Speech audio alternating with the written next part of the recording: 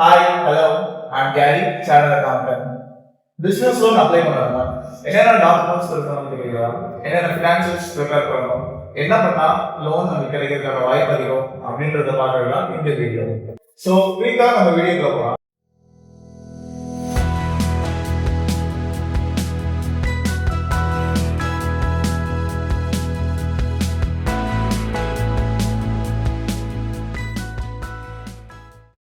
ஏன் இந்த வீடியோ ரொம்ப இம்பார்ட்டன்ட் அப்படின்றத நம்ம சொல்றோம்.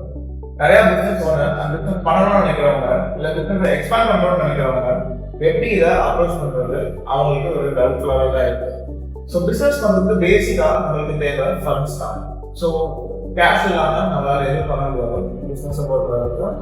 ஸோ அதுக்கு தான் நம்ம லோன் போவோம். நிறைய பிசினஸ் ஓனர்ஸ் ஈவன் தோ அவங்க ஜென்யூனாவே பிசினஸ் பண்ணாலும் அவங்களால லோன் எடுக்க முடியாது. நிறைய ரீசன்ஸ் இருக்கு, ப்ராக்டிகல் டிஃபிகல்டிஸும் இருக்கு. அதெல்லாம் நம்ம இப்போ சால்வ் பண்ணலாம்.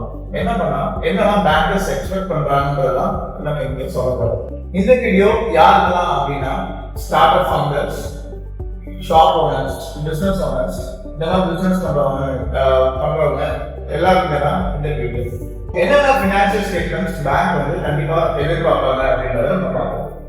So first one, profit and loss account statement கண்டிப்பா கேட்பாங்க. ப்ராஃபிட் அக்கவுண்ட் லாஸ் வந்து ஒன்றும் இல்லை, அது வந்து ஒரு எக்ஸாம்பிளோட நான் சொன்னால் இன்னும் கிளியராக இருக்குன்னு நினைக்கிறேன்.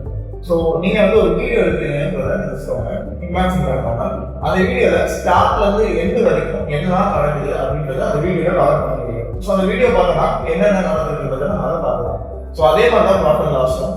ஸோ ஸ்டார்ட்லேருந்து எண்டு வரைக்கும் அந்த குறிப்பிட்ட டியூரேஷனில் என்னென்ன நடக்குதுன்றதை நம்ம பார்க்கலாம். ஃபார் எக்ஸாம்பிள் சேல்ஸ் எவ்வளோ நடந்திருக்கு, பர்ச்சேஸ் எவ்வளோ நடந்திருக்கு, எவ்வளோ காஸ்ட் இன்கர் பண்ணியிருக்கோம், எவ்வளோ எக்ஸ்பென்சஸ் பண்ணியிருக்கோம், எல்லாமே சொல்றதுதான் இந்த ப்ராஃபிட் லாஸ் தான் சொல்லணும். அண்ட் அட் லாஸ்ட் ப்ராஃபிட் எவ்வளோன்றது நம்மளால பார்க்க முடியும். அடுத்து பேலன்ஸ் ஷீட்.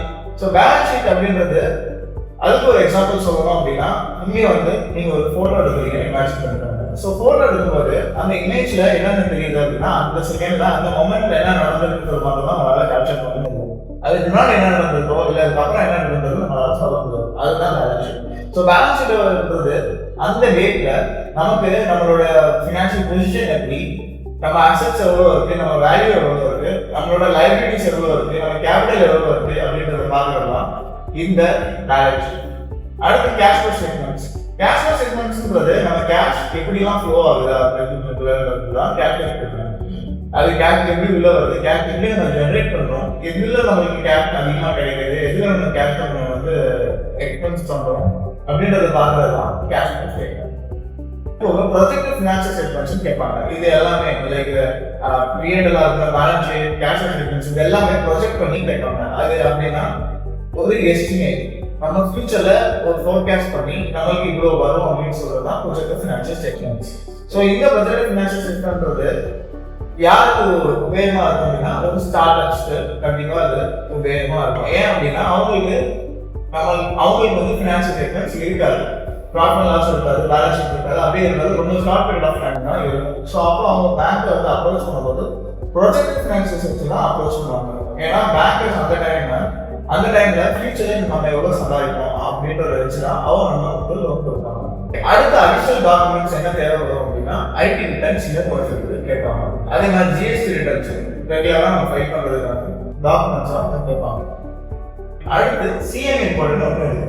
சிஎம்ஏ ரிப்போர்ட் அப்படின்னா கிரெடிட் மானிட்டரிங் அரேஞ்ச்மெண்ட். அதுல என்னென்ன இருக்குன்னா நம்மளோட ஃபினான்ஷியல் ஸ்டேட்டஸ் எப்படி இருக்கு, ஃபினான்ஷியல் ஹெல்த் எப்படி இருக்கு, சில ரேஷியோஸ் இருக்கு, ஃபினான்ஷியல் ரேஷியோஸ் இருக்கும். அதெல்லாம் வச்சு நம்மளோட பொசிஷன் கரெக்டா இருக்கா, நம்ம வந்து கரெக்டா பே பண்ணிடுவோமா அப்படின்னு பார்க்கறதுக்கு ஒரு சின்ன டூல் தான் சிஎம்ஏ ரிப்போர்ட்.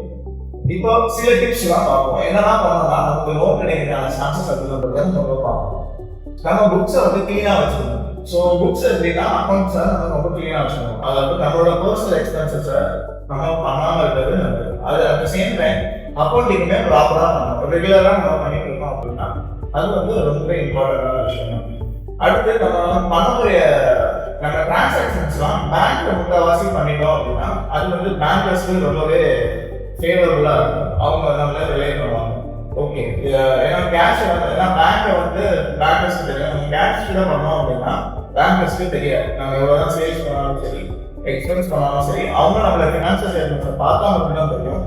அதனால தான் அவங்க பேங்க் ஸ்டேட்மெண்ட்ல பண்ணுறதை எதிர்பார்ப்பாங்க. அடுத்து நம்ம GST return, complaints, monthly return எல்லாமே வந்து நம்ம ப்ராப்பராக ரெகுலராக பண்ணுவோம்.